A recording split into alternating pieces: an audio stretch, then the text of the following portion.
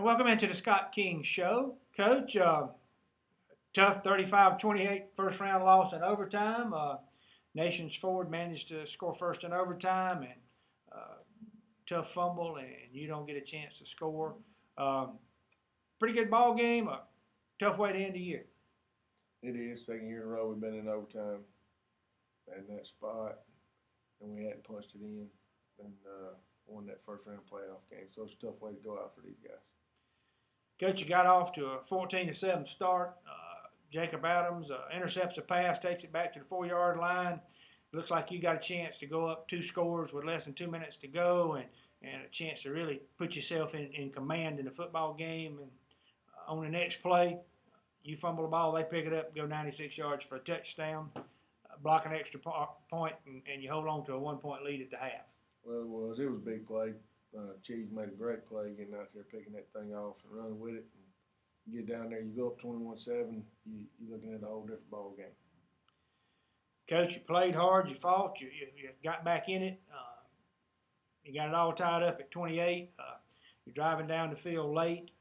You got a 4th and 1. You're at the 34-yard line. What were your thoughts about where you had to get and what you had to do in order to maybe get a field goal and a chance to win the ball game right there? Well, we felt like we had a good chance. If we could get about 10 more yards, get down to about 25, we felt like we had a makeable chance right there. And, we came up a little short with it. All right, Coach, and that seemed to be the tale of the city all year long. You played well enough to win, but you didn't come through at the end.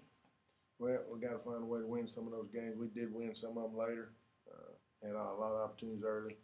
But you got to win those games and not let them get away.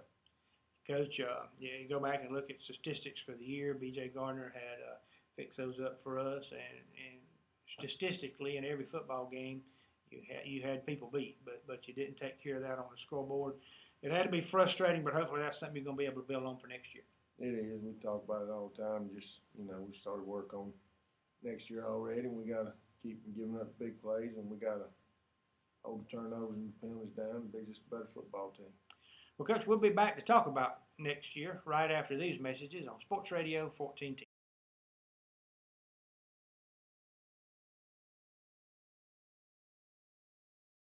And welcome back to the second half of the Scott King Show. Coach, disappointing loss, 4-7 for the year. You had to really feel good about Neil Lee, though. First-year quarterback. He comes in, he throws for over 1,000 yards, which is great in Clinton High School offense. He averages over 100 yards a game and had a quarterback rating at the end of the season of 183. So, folks that keep up, that's a fairly good quarterback rating. Well, Neil did, just like we said, just like we felt he would all year. He had a great offseason, a great summer. He's a leader, and he had a heck of a season this year. Played real well all year.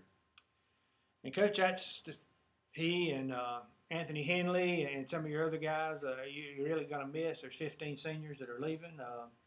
Give us your thoughts on those guys as they move on. Well, hopefully they'll continue to do the things that have made them successful as young men right now, which is work hard, be team players, go out there, go get an education. These guys were a part of a state championship 2 years ago. They know what it's like to be successful, and they know what it's like to not be as successful now. So they've been to the highs, they've been to the lows, and they need to understand that you got to keep getting back up no matter what's happening. All right, Coach, and that brings you to next year and what you're looking forward to. Got a lot of juniors coming back, got 18 sophomores that got playing time this year. Really got a lot of young kids coming back. LeVodrick Glenn led you in rushing with over 1,000 yards this year. Keon Brown led you with over 500 yards in pass receptions this year. 2 big playmakers, but a lot of other kids that are coming back too. Well, everybody saw LeVodrick and Keon all year, and they are 2 playmakers. We need to continue to get them the ball. They'll be able to make plays for us next year. And having that to rely on several of those offensive linemen back, Cook, Floyd, Amp, a lot of those young guys, Stewart, that played a bunch of snaps this year, starting plays, going to help. We got to get some of those guys better up front on defense and some of those young kids, and we'll be better. We got a lot of the guys back in the secondary, so hopefully we can play around them and get a little bit better. Coach, I know you're looking forward to getting those that aren't playing winter sports and fall sports into the weight room. Well, we're starting next week, and we're going to go ahead and get started and get to work, see if we can get a couple extra weeks in. All right, and Coach, you got to feel excited about these kids that that are moving on, are going to get to play basketball, and in the spring as well. Well, we got a chance to have a good basketball team.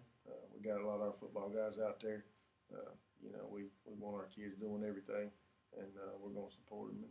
And I'm going to ride their butt in basketball from the sideline just like we do in football. So we look for good things. All right, folks.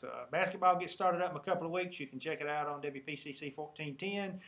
We will be broadcasting a bunch of ball games, so check out that schedule as it comes due. And Meet the Devils for basketball will be coming up here in a couple of weeks as well. So stay tuned for all that information. And thanks for being here for the Scott King Show.